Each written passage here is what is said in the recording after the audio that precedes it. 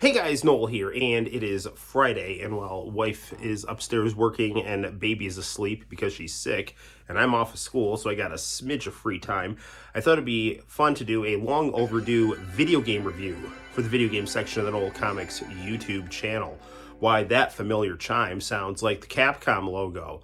Well, what kind of Capcom game are we going to be reviewing today? If you know me, you know I'm a big fan of Street Fighter, but today we're going to be venturing into one of Capcom's other genres that they are demonstrating some expertise in. We're going to be reviewing Resident Evil 2 on the Sony PlayStation. We're going to play the original version of this game.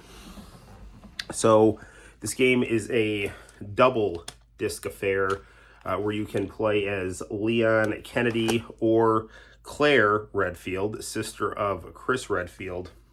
This game takes place in between the original hyper charming, beautiful, and genre defining Resident Evil 1, which I find I prefer the aesthetics of the original with the live action actors and the J-pop and the Japanese version.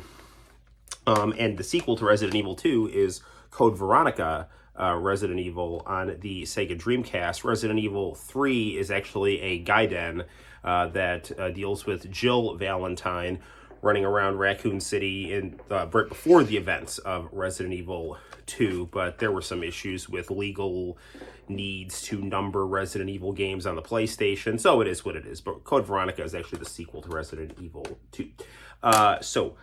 We're going to be playing this game with the aid of our good friend, the Game Shark, because Resident Evil, it's a survival horror game, and I kind of prefer a more relaxed pace to my survival horror. You know, I like to be a little more fight than flight, so I like to have things like infinite ammo on. But if you do play this game without a Game Shark on a harder setting, you will have to be mindful of things like ammo management. This game structurally is very similar to Resident Evil 1 in the sense that it has tank controls. It's a zombie survival horror game, but rather than being in a mansion, you were in a police station, which happens to look a lot like a mansion, even though it's a police station, because the chief of police is a creepy, macabre psychopath who has his hands in all sorts of nefarious dealings with the Umbrella Corporation. But in addition to the police station-esque mansion, well, the mansion-esque police station, I should say, you do get to run around Raccoon City for a little bit, and rather than having scientist zombies, you've got a lot of cop zombies and citizen zombies. So without further ado, let's get down to checking out what is considered by many to be the best game of the survival horror genre, one of the best games, probably the best game in the Resident Evil genre series of games. It is Resident Evil 2 for the Sony PlayStation. We're going to be playing as Claire because we recently beat the game with Claire on our live stream, so I thought it might be fun to play a little bit as her right now.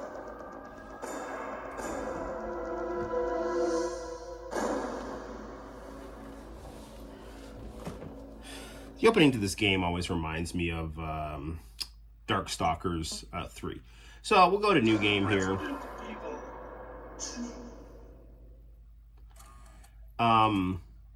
So each character, Leon and Claire, have an A scenario and a B scenario. The A scenario is when you are the first point of view of the story. The B scenario is when you are the second point of view of the story. The B scenario has a character named Mr. X, which is a jump-scaring, trench coat wearing, fedora wearing tyrant. He's kind of a smarter zombie, very creepy and lumbering. And then the A scenario kind of sees the character that you're playing as see the events unfolding is kind of the player's introduction to the tale, okay?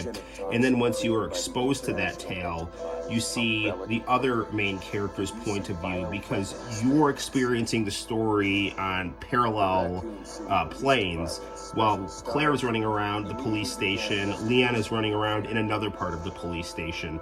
Claire will be helping a girl named Sherry, whose parents are responsible for the G virus, which is creating a lot of zombies in the city, where Leon, who is a rookie cop, his first day on the job, is the sole survivor of the police department who has been overrun with zombies, and he will be encountering a character named Ada Wong, who is alluded to in the original Resident Evil. Her boyfriend, John, an Umbrella employee, uses her as a password that you have to utilize to access different parts of the mansion.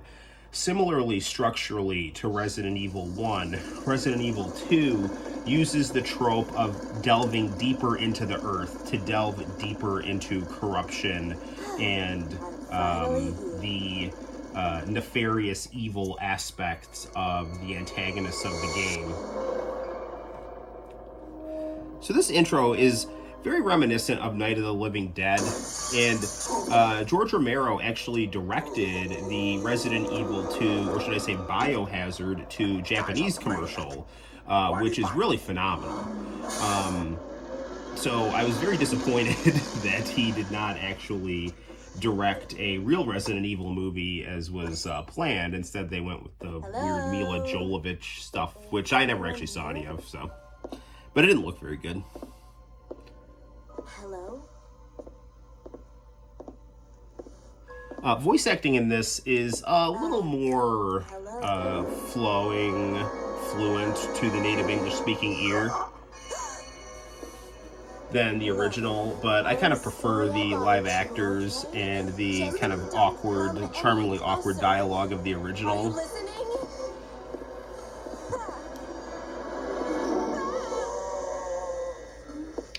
Although, this game does a very nice work with full motion CGI.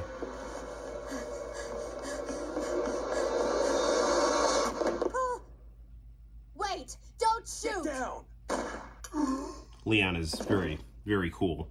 As cool as Chris.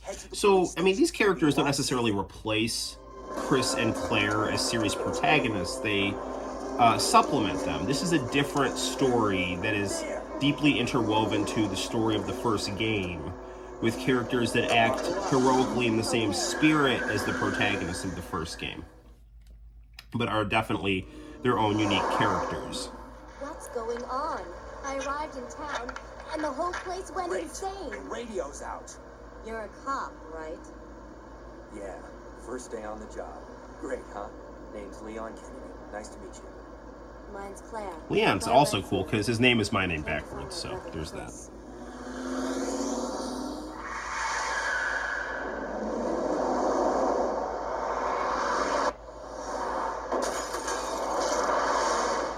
Hey, could you open the glove box? Sure. There's a gun inside. Better take it with you. This game, you could say, is a little more motion picture-esque than its prequel. You do get this very, very long opening that was very impressive for the time. You okay? As opposed to the brief but human-acted opening where you have Eric Pirius and Charlie Kraslovsky and Inez like running through the field, you know, stuff like that. That opening is awesome and beautiful and also motion picture-esque, but this actually this is much longer. Claire! Leon! I'm okay. Head to the station. I'll meet you there. Okay. Okay, so now we're going to go out of FMV land and get into some gameplay here. And this portion of the game is going to be the part where we're actually in the city. We're trying to get to the police station to find safety.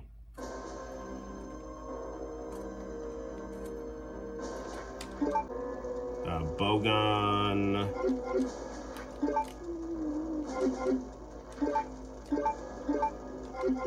So I have a Game Shark code where I can...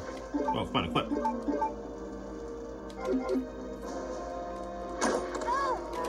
Use different kinds of ammo here.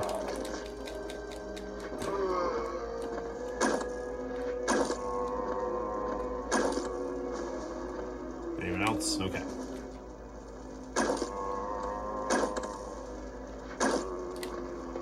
If I also want to, I can replenish my health by hitting the shoulder buttons. So you can see this is a totally different feel than the original game, which was in a mansion and kind of enclosed.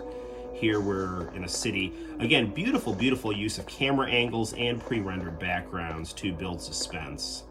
Tank controls, obviously, as you can tell, which help the game handle these directorial angles and beautifully painted pre-rendered backgrounds. Freeze! Who are you? What are you doing here? Don't shoot! I'm a human!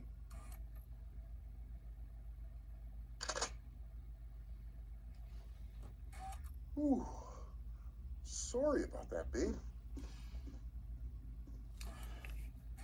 I thought you were one of them. What's going on in this town? Hold on. I ain't got no clue, darling. By the time I notice something... This story is very engaging. It's very fun just to watch the story, as well as play in it. I was actually very disappointed when I beat the game, not because I was let down, but because the story was done. I just liked the story so much. Safe in here. I'm keeping a close eye on things. Okay, I'm sure you are, man. All right.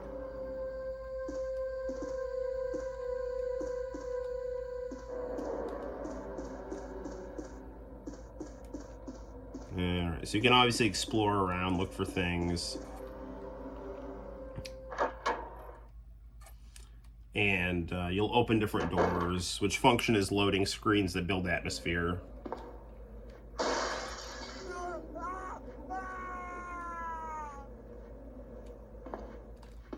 I'm gonna go back in and try to help him.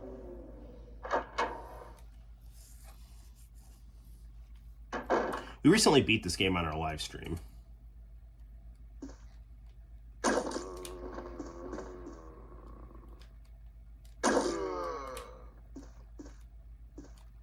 Where is he? Did he turn into a zombie?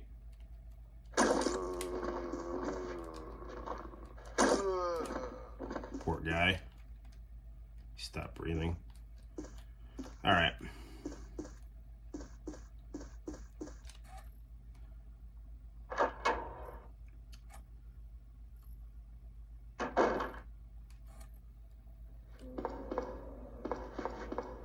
One of the very interesting things about this game is you can always get your suspense built up by hearing the zombie shuffle in the background here. Hi guys. Now I'm a little bit more confident in things because I've got the infinite ammo on a weapon of my choice here through the Game Shark. Claire can have infinite ammo, I believe, to start the game off, because she is a little bit more of the easy option to play as, depending on what version of the game you're playing as. I believe in the DualShock version, on the rookie mode, she starts off with a machine gun with infinite ammo. But, you know, whatever. I just like to play on the Game Shark and relax, but to each their own, you know? Can I hop in here? I can't remember. It's been so long. No? Guess not? Okay, let's walk back here.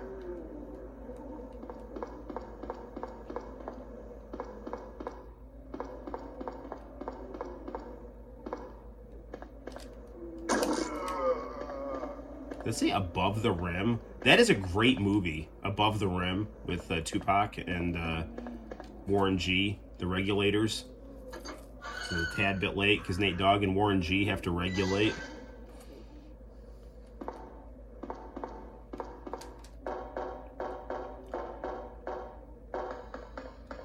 So you can see very good use of atmosphere here. Again, these pre-rendered backgrounds are just stunning, stunningly detailed. There's some people that actually don't like pre-rendered backgrounds, and I really feel like they're really one of the strong points of the PlayStation. the combination of polygonal graphics and pre-rendered backgrounds creates a very nice aesthetic balance. I'm not just saying that either. I'm not just pulling that out of my butt. I believe that's genuinely true. Not only Resident Evil, but Final Fantasy VII, another staple of the PS1, utilized that style. Got someone getting eaten over here.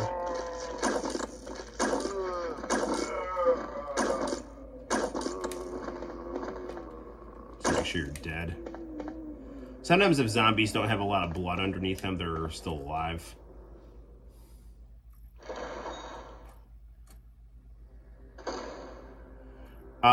This game is a tad more linear than the other game, which actually for me is a good thing. Get off of me, with your cool 90s attire.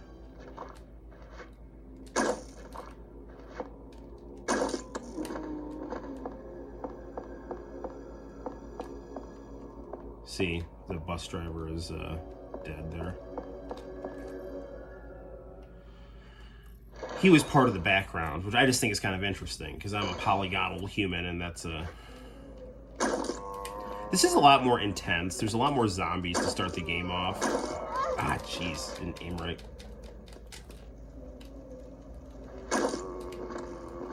Helps to aim for the head here. I can actually hit the shoulder buttons to replenish my health. Nor, if you're playing this without a Game Shark, you would need herbs. So, there's the police station here. Now, as you go into the police station, as in the first Resident Evil, you have to solve various puzzles to gain access to different floors, different keys, open different doors.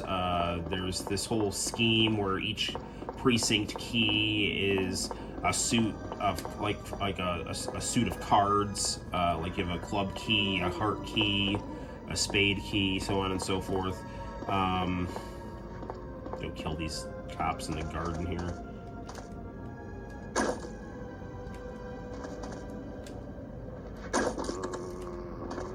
The helicopter pilot from the first game is down here, I believe. But no, maybe he's not, because I think I picked up ammo. I think there's a little secret where the helicopter pilot is a zombie and you can get a key from him that will access alternate costumes. But I'm not a completionist, so I haven't done that, so. I've just kind of played through the game. Here's a police station right here.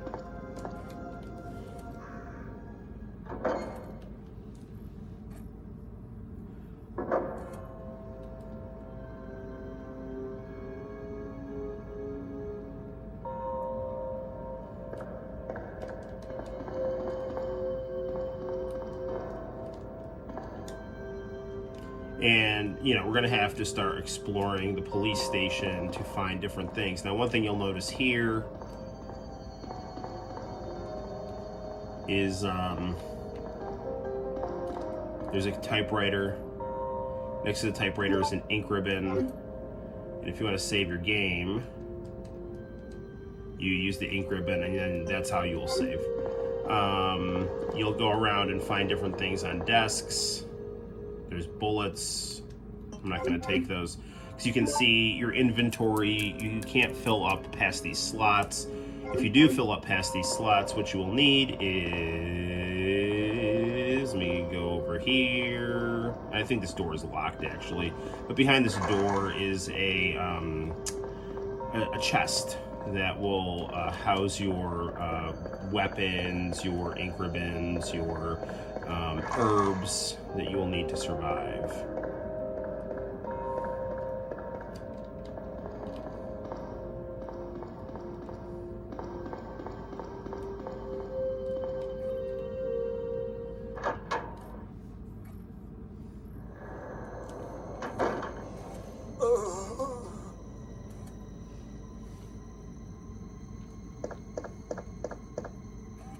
Hang in there. Are you the only officer left in the building? Who are you? Claire Redfield. I'm looking for my brother Chris. We lost contact with him over 10 days ago. Chris, Jill, Barry. Every last STARS team member has disappeared. We should have listened to them. Just like in the Terminator. About 2 months ago, there was this incident involving these zombie-like creatures in a mansion located in the outskirts of this city.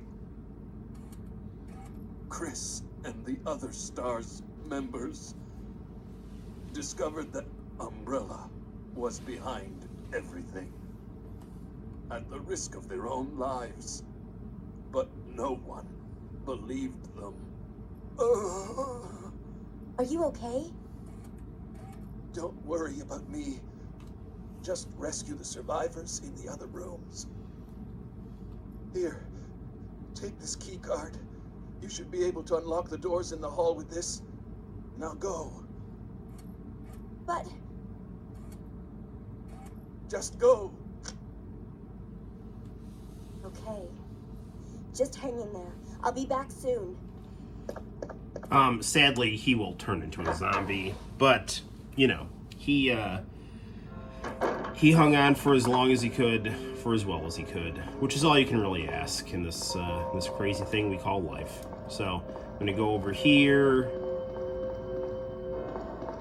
Oops. Tank controls can take a little getting used to if you haven't played Resident Evil games. So a tank control, obviously, this is me hitting right, I just walk around in a circle. Me hitting left makes me go around in a circle this way. Me hitting up makes me go up. Me hitting down makes me go back, and that's how the tank controls work. And if you hold those directions in square, you will run. So there's that. And then we go to this computer, and this game is literally just filled with different variations of this. And the difficulty just gets harder.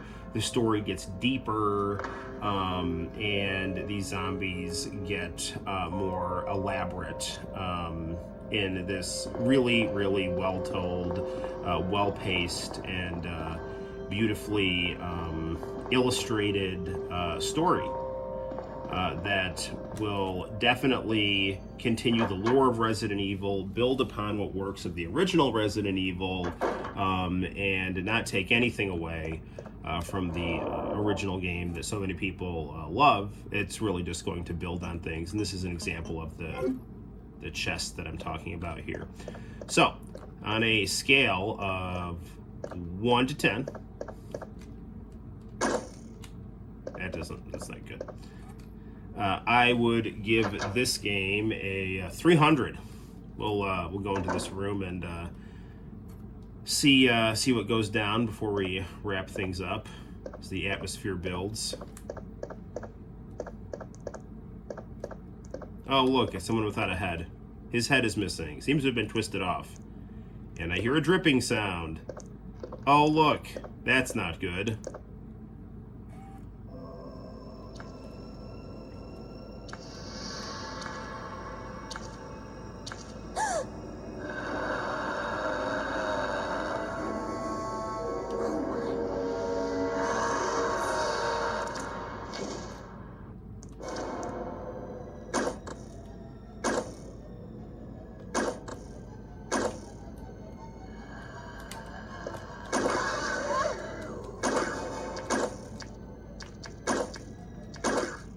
There you go.